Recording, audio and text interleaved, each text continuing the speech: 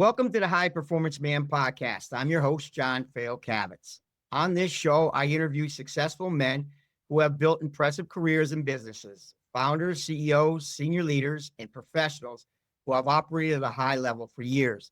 We talk about what actually made them successful. The goal is simple: to learn directly from men who have done it so we can apply those insights into our own careers, businesses, and lives and continue raising our own standard of performance.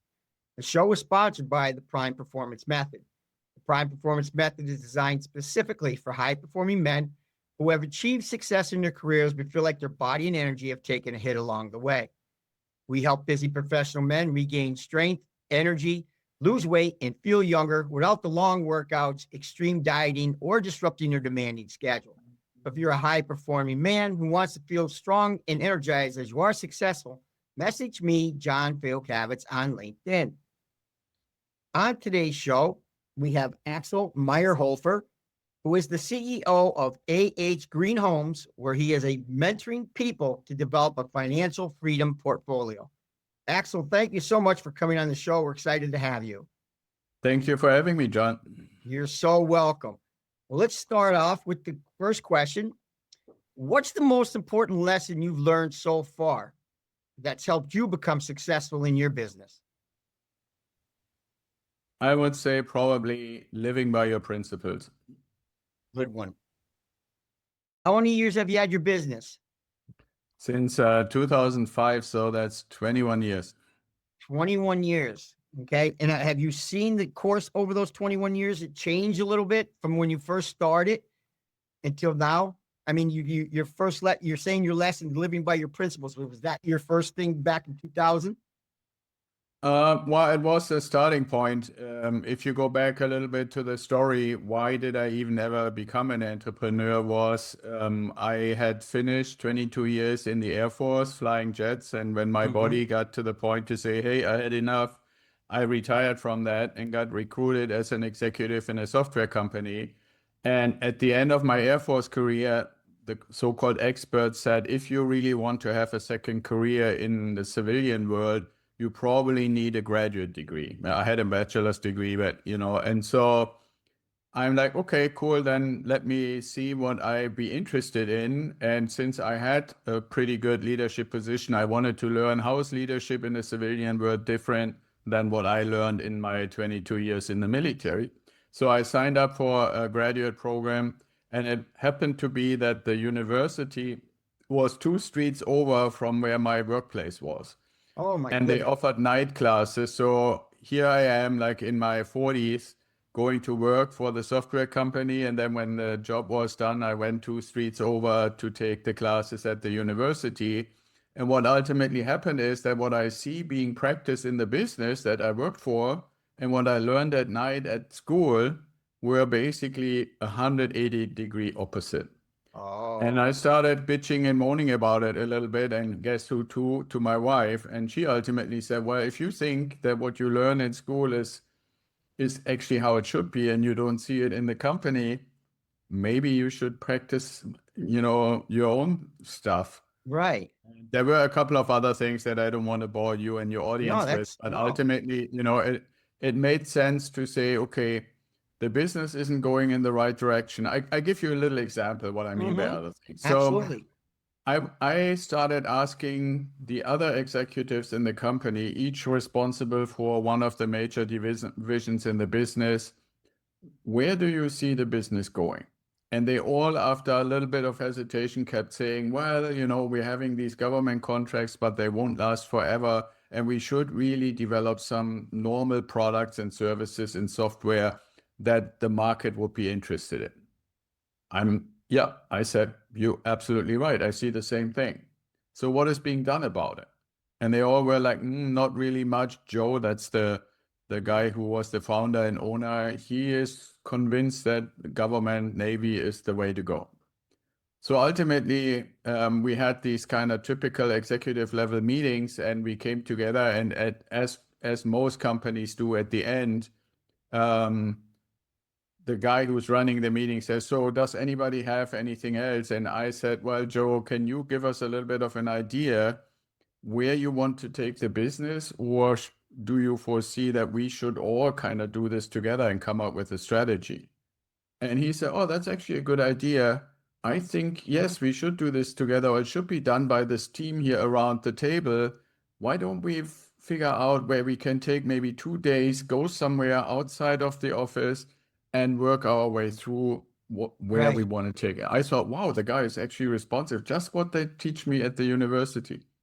So we find the time, we find the place, we're setting everything up, and then like a day or two before, Joe says, I thought about it. I think you guys should do this on your own. And then you come in, and I also invite the investors at the end of the second day, and you can present what you think is the best thing to do going forward. Wow. So we are like, okay, well, it would have probably been better if you would join us, but okay, we went, we did our thing, we came up with what I thought was a great strategy. And I wasn't as much in charge because I was still relatively young to the company. So there were more established people who were driving the ship. Did the presentation, everybody did their little part at the end of the second day. And he and the investor team said, oh, thank you for this. We're going to review it and then get back to you. Next morning, 9 a.m., we get basically asked to come into the conference room, and Joe says, yeah, thank you again for all the work that you did and all the suggestions. I spoke with the investors and we decided to stay the course. Oh my And so God. basically that meant, I mean, it wasn't spoken out loud, but it basically meant, okay, we are the people who are running this business for you. Right. And you don't want to take on board what we are thinking is necessary to make this company successful going forward. In one way or another, we all realized within the next few weeks that you couldn't work in a company that you don't No. believe in, right? No. And so for me, when I told that or discussed it with my wife, she said, okay, so you're going to look for another job. And that's where I said, you know what? I learned this stuff at school. I have many years of practical experience in the military. I think I can try this on my own. And that's how I started my first That's company. awesome. That's awesome. Well, see, you took that bad workplace. I mean, not a bad working place, but just your morals and things didn't align with him. And see, it took that to push you over the edge to a new business. Yeah, I mean, one of the things when I said earlier, live by your principles is Yeah. if you either, emotionally feel something is wrong or intellectually or maybe a little bit of both, and you're willing by yourself or together with others to address it, then you also have to be willing to say, okay, well, if it cannot be remedied, and that doesn't mean I have to get my will, but in some way go through a process to say, okay, we're recognizing that there is something that Right. needs addressing, and then we address it. And maybe the end result is not what I preferred or anybody else on the team preferred, but we're making somehow Right. progress.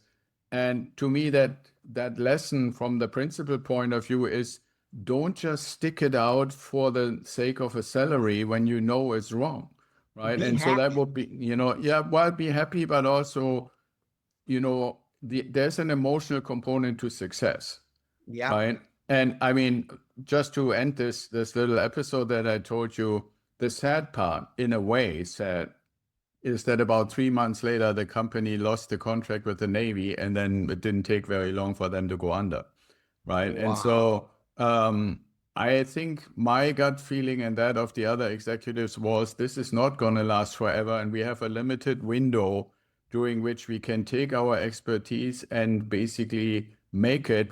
We didn't ever suggest we start from scratch. We just said, hey, Right. everything that we have done for the military, we can kind of like civilianize and then use it in the regular market. And I think we could have probably been ready for a product launch within those 3 months or maybe 4 months or so. Wow. And yeah, so that's kind of like the sad part. Okay. Now, the good part for me and for everybody else, it's kind of funny. Out of the 6 people we were, 4 started businesses that still exist today. That's what I was just going to ask. You didn't go together, the guys. No, individual, You separate. individually started your own businesses. Yeah, I started a consulting business that has a little funny story as well to it, if you want to hear it. Yeah. Ruben, the chief IT guy, started a software creation business because he had for almost a year, he had been trying to convince the owners of the other business to switch from one language, software programming language, to another one, and they didn't want to do it. So then when he went on his own, he obviously used the one and started the one. He even recruited quite a few people after the company went down because he had a good relationship. One other person created an HR company, kind of like recruiting. And the fourth one, I think, went into some sort of marketing or stuff, marketing and sales or whatever. So they basically went with their expertise and then made it their own business. And then the That's other two just got new jobs. Yeah. And so, yeah, that that's for me great. was basically, hey, if you really want to apply what you learn at school, you probably have to do it yourself. Awesome lesson, buddy. Awesome insight. My next question: for most men on the road to business or professional success, other areas of your life get sacrificed. What's been one of the areas of your life that has suffered, if there has been, Axel? But where would you like to be successful now too? Um, well, I guess one way, and this might sound a little weird, but I think you underestimate personal touch when you don't have it, right? Like my wife and I have been married now for coming up on almost 40 years, but there Wow, were great. long stretches, both during my military service time, but then also in business, where to make the business, even my own company, successful, I had to travel a lot. And it's one thing, this is another principle that we established as kind of like a family, that we talk every day, right? Good. it's almost, and nowadays it's even easier. At the time, it wasn't so easy, but we literally cranked up massive phone bills because, even if it wasn't very long, just to check in at the end of the day, pretty much every day. Sometimes I was gone for weeks, sometimes even months, and we checked in Wow. every day. But it isn't really a replacement to be together. Like, I think Right. there's a difference. You So definitely have now, to. it's kind of funny when COVID hit, right? Like I said to my wife, do you think we actually going to be able to handle this after all these years that we've been together and never really have lived together 24/7, 365? And she was like, I think so, but we weren't sure because it had never happened. When Right. COVID hit, we were married 30 years when COVID hit, and we had never really spent like 4 months, 24/7 completely together in the same house doing, but it turns out now we know it works. Okay. you know. So but what I'm saying to your question is, Yeah. um, there is a point that you can do it where it's more like, okay, I'm going back out on a business trip and I come back and no problem. But when it gets longer and longer and more frequent, that's something where I would say, now with all the technology that we have available, I would literally refuse that, Right. to Because you could do it go. at home. Right. Yeah, I mean, that doesn't mean I would never go on a trip, but I wouldn't, like, for example, I got an offer to do a project for a company in Switzerland, and I told them, you have to make accommodation so I can go home at least every 2 weeks for 3 or 4 days. Okay. If you can't Awesome. handle that and pay for it, then I'm not your man. Beautiful. That's good. Your principal. It's a principle, yeah. Yeah. All right. My next question, Axel, and this is something that just curious. I'm curious about. Where do you find yourself at peace? You mean like physically in Yeah. location? Like decompressing. Where do you just do you do anything to just knock off the non-negotiables? Some people have a morning routine that they got to go through. I mean, some people meditate, they have yoga, that you know what I mean? Yeah, Where yeah, do you yeah. find I and know what you. some people actually go like their work that's where they're at peace when they're working. Yeah, that's not me. I would say my answer is when I do gardening. See? That's you tune out the business part when you're gardening. Well, that's one part. The second part is I'm still to this day, after, gardening or working at a nursery was my very first job when I was 13. And so fast Okay. forward like 50 years forward, and I'm still loving it. I'm still doing it. And I'm still fascinated how you can take a tiny seed that you can barely hold in between two fingers and grow something like, I don't know if people ever realize when you open up a tomato and you take one seed, you put it in a pot, and especially if it's one of those big, juicy beef tomatoes, you get like a 6 foot tall, almost tree if you're doing it right. Right. Like, Right. so that's a fascination that I still have. But the other thing is also, when I'm doing something in the garden, that's basically an opportunity, if I'm not just thinking and spending time with myself, to listen to things that I otherwise don't get to, like listen to audiobooks and stuff like that. And it takes me, Awesome. like you just said, it takes me out of this business thinking and just into, I don't know, different word is maybe a little much, but into a different state. That's awesome. That's awesome. See, we all have that some way, shape, or form. Yeah. We Yeah. need to decompress. We need to get away and break that. So, my last question, Axel, is this. If you were to give one piece of advice to other men that are starting out like you did years ago, okay, on their journey of achieving success, what would that be? Now, you mentioned principles was something that, but back then when you started your company, was that the main thing? Um, What would be the one piece of advice for people starting on their journey? well, I would say it's kind of two components. The one Okay. component is your health, and that has way more than I think, especially the American population spends time on understanding and learning is nutrition, Mm-hmm. right? Like, so that is something really, really important because ultimately, um, through nutrition, you have and you generate energy, right? And Absolutely. if you ask anybody, tell me how it feels when you're in the flow. Most people that I know, and I can say this for myself, is it feels like energy is in and never-ending abundance. And I mean energy like how you can focus, how long you can work, how active you can be, how you can listen, how you can respond, how you can make connections with complex topics and content and stuff. So nutrition is way, way, way more important than most people give it credit.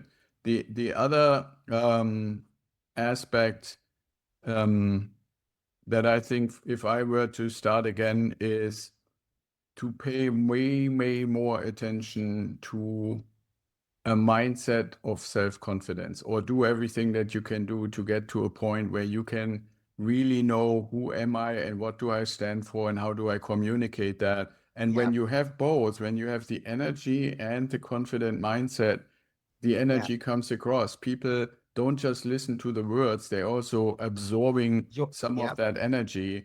So it starts out with knowing who you are, but then also, and this is part of what I do in my mentoring program, is to help people in my case specifically to say, what does it mean to be a business owner? Right? Right. How do if you allow, I give one quick little example, right? Like what we're doing in our program, besides learning how to be a business owner, is preparing people to develop a portfolio of cash flowing passive income assets. And one good example that I always use when somebody says, well, what does this really mean when I join your program? And I oftentimes get the same responses when I say, okay, when you applied for a mortgage or a loan for a car or a credit card, how does that feel when you're actually in that process? And sooner or later, people say, well, I'm kind of begging the bank to give me money. You say, exactly. Now, imagine you were to get to a point in your mindset, your self-confidence, and your energy to say, hey, banks, hundreds, if not thousands out there, I want to give you an opportunity to make me an offer so I can take the money that you're offering, because that's your business, to invest it in something for my business. Right. Who has the best offer? That is such a different Yep. mindset, different energy, different way to That's so communicate, right? awesome. And that's just one little example where Right. most of us have at some point had an experience, and we know that that is not really who we are when we kind of back and provide another document and another document and another document just to get the loan, Right. rather than, okay, you want to do business with me, make me an offer. And if your That offer is the is best one, then I sign on the dotted line and I'm committing to pay you interest, meaning like your fee, for the next 30 years. that's a great way to put it, man. Great mindset shift, right? Having Yes. that. Okay. That's awesome, Axel. Well, Axel, it's been an absolute pleasure having you on the show. Okay. I want to thank you so much for taking the time to be on. And as a reminder to everyone listening, we are brought to you by the Prime Performance Method, where we help high performing men rebuild their strength, energy, and confidence without sacrificing their careers. If you are ready to feel strong in your body as you are successful in your business, message me, John Fayocavitz, on LinkedIn. Until our next episode, perform strong in all areas of your life.